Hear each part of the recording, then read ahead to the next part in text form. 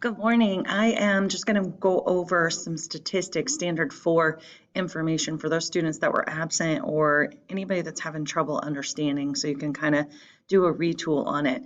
All right, so we start with descriptive statistics. All right, descriptive statistics are basically that they describe the numbers, the information. And so there are two kinds of descriptive statistics we need to know: measures of central tendency and measures of variation or variability. And so let's start with measures of central tendency. That is something you're going to be familiar with. You may not have called it a measure of central tendency, but it's something that we use in statistics when you're doing an experiment. All right, so you have your mean, your median, and your mode. You need to be able to understand what mean, median, and mode are and be able to calculate them. On your test, they'll give you a series of numbers and ask you to calculate them. In psych, you don't have a calculator, don't get to use a calculator. So it's not going to be an extensive array of numbers, but you'll have to be able to calculate. You'll be able to write on your paper and calculate that way. All right, so you have the mean, which is the average. Okay, so to calculate the mean, you add up all the numbers in the list and then divide your total by the number of numbers, and that's how you get the mean. That's what we use most often as a measure of central tendency, and average is an easy way to figure out what the middle is. That's what measures of central tendency do. They help us find the middle of our data. All right, then you have the median. With the median, you're just going to sort your numbers. You're going to put them in order, and then you're going to figure out what the middle is. So if you have 5 numbers, the middle number is the third number in order, or fourth number in order. No, 5 numbers, it's the third one. Sorry, 7 numbers, it's the fourth number, right? And so you just find the middle number. Median, calculating median is really helpful because if you have extreme scores, it throws off your mean. So your mean is actually really sensitive to extreme scores. Median drops off the really low scores and the really high scores. So it's a good measure of the middle when, especially when mean won't work with averages being thrown off. And so again, now if you have, to calculate median, if you have an even number of numbers, then you're going to take the middle 2 numbers, you add them together, divide by 2, and that will give you your median. So if that comes up.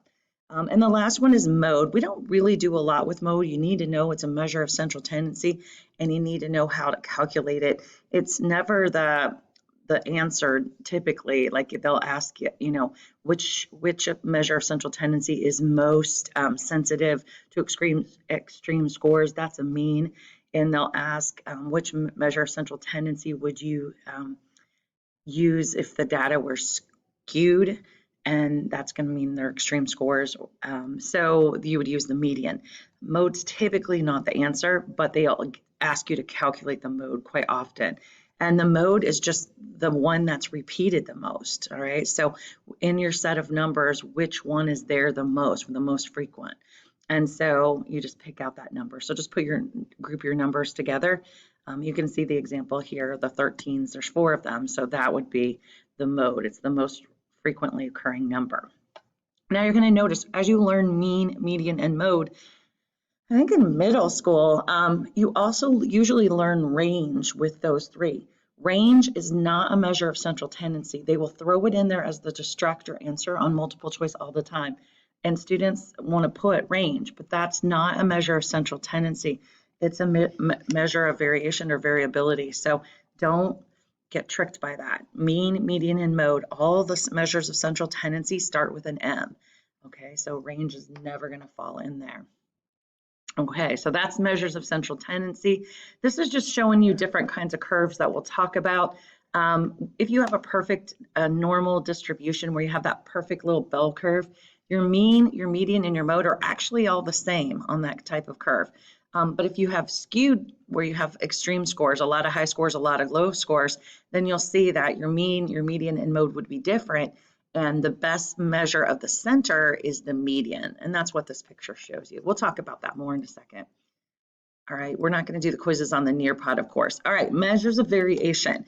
As I was saying, range is a measure of variation. Measures of variation look at the spread of the data. How far apart, how much does it vary? That's a measure of variation. Where the measures of central tendency help you find the center of the data. Measures of variation help you find the spread, how much it's varying. Okay, and one measure of variation is range. Okay, range, not particularly useful, but it is, you may have to calculate it. And all you do is take the highest number minus, and subtract the lowest number from it. That sounded weird saying it. Okay, and so that, and you're probably familiar with that. You've had range before, I imagine. All right, the next one is standard deviation. This is the most widely used method or measure of variation. And it is how much does the score deviate from the mean, okay? Mean, mode, or median, because they're all the same when we see it. And so standard deviation is what we're going to have to look at. We will never have to calculate standard deviation. You don't have to know how to get to it. You just have to understand how it works. And if you're given a standard deviation, you have to be able to figure other standard deviations. So it's not very difficult math, but you have to understand it. The z-score is a score that reports how many standard deviations there are. So if you have a z-score of 3, that's telling you there are 3 standard deviations from the mean. If you have a z-score of -2, it's 2 z-scores below the mean. And that's just what the z-score is. We're going to see it in a second, but this all goes with variation. All right, so where does standard deviation come in? It only comes in when you have a normal distribution of data. And that means when you graph it, you're going to have a perfect bell curve like you see right here. When you have a perfect bell curve or a normal distribution, your curve is symmetrical, okay? And so half of your scores will be above the mean, and then you can see the dotted line on this picture. That's showing you where the mean is. And then half the scores are below the mean, okay, in a normal distribution. And so you're going to see this anytime you see a normal bell curve. There's certain rules that apply that we'll talk about in a minute. When you see the normal distribution, typically on a psych test, it is going to be a question related to intelligence. All right, so our IQ scores always fall on a normal distribution. They're standardized tests, so IQ scores, SATs, PSATs, they're always going to fall in a normal distribution because they've been standardized to do that. In psych, we'll use the IQ almost all the time. And so you are going to look at IQ scores, and you have to know, and this you need to write down, that on an IQ test, the mean is always 100. Now, when you have a normal distribution like this, the mean, the median, the mode are all the same. So if they would try and trick you and say, what's the median on this? You don't have to calculate the median because you know on IQ that the mean is 100. So the mean and the mode are also, or the median and the mode are also 100. Okay, they're always the same on a normal distribution.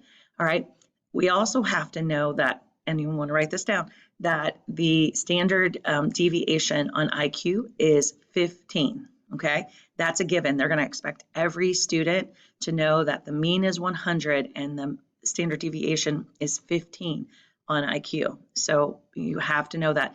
If they give you standard deviation for anything other than IQ, they'll have to tell you what the mean is, and they'll have to tell you what the standard deviation is. You're not going to have to calculate it. So if you look at the third line here and look at IQ, our mean is 100, and we know our standard deviation is 15. That means one standard deviation above the mean, you just add the 15 to the mean. So that's 115. To get to 2 standard deviations above the mean, you're going to add 2 standard deviations, okay? So 15 and 15, and to the mean, 100, 130. And then if you're 3 standard deviations above the mean, then you're adding 3 standard deviations, okay? So, 145. When you go below the mean, so the scores that are below average, you're just going to subtract 15. So 1 standard deviation below the mean is 85. 2 standard deviations, you're going to take off 30 from 100, and that's 70. And then for 3 standard deviations, you're going to take off 3 standard deviations, and that's going to get you to 55. We never have to go below 3 standard deviations. There are a small amount of scores that will go beyond, but as we're going to see in a minute, 99.7% of the scores are going to fall within those 3 standard deviations. So it's a very small percentage. So if you think about it with IQ, there are very few people above a 145, so super high IQ. And there's also very few people below a 55, which would be relatively low IQ. All right, so in the normal distribution, remember, it's symmetrical. So 50% of the scores are above the mean and 50% are below. That helps you do some calculations. All right, then you have to know this 98, or I can't speak, 68, 95, 99.7 rule, okay? This applies to all normal distributions, okay? It doesn't matter what your standard deviation is. It doesn't matter what the mean is. This rule is going to apply when you see a normal bell curve, all right? A normal distribution. 68% of all scores will fall within 1 standard deviation, okay? When we say within 1 standard deviation, that's above and below the mean. So 68% of the scores are going to fall within that 1 standard deviation. So if it's in intelligence, it'll be 85 to 115, okay? So it'll fall within that range, all right? 95% of scores are going to fall within 2 standard deviations of the mean, and then 99.7% of scores will fall within 3 standard deviations of the mean. This is a rule you just absolutely have to memorize because you'll have to do calculations with it. And so the worksheet that we did on Thursday involved calculations with these percentages, and you've got to remember them and just know if you see a normal distribution, these rules are going to apply. Miss Mailer has a thing that she does. A 68-year-old man was driving down I-95 going 99.7 miles per hour, and that helps students remember them. I have a slight problem with this nearpod. I can't go backwards because of something else. So that is, it's the rule. So when we're talking about intelligence, 68% of scores are going to fall within that 1 standard deviation, 80 to 85. And 95% of scores are going to fall within 2 standard deviations, so 70 to 130.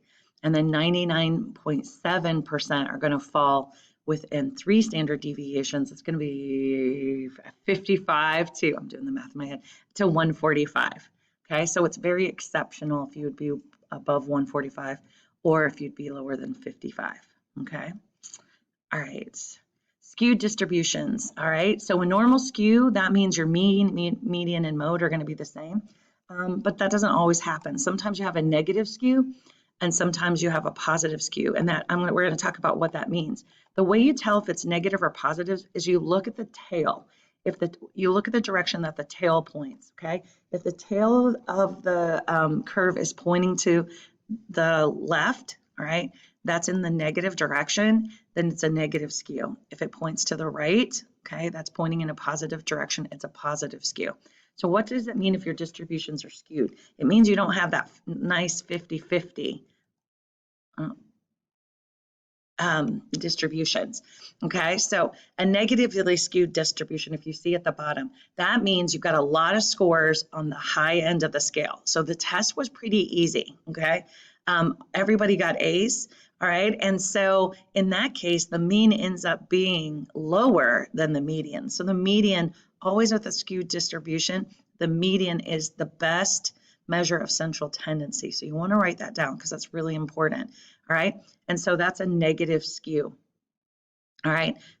The scores are too high. Now, negative, positive don't mean anything. It's just telling you the direction, okay? So it doesn't mean that, you know, it's good or bad because you're like, well, everybody got an A, that's good, but it's negative, all right? So you just got to get used to that they don't usually go together. Now, a positive, sorry, the slides are off. A positively skewed, a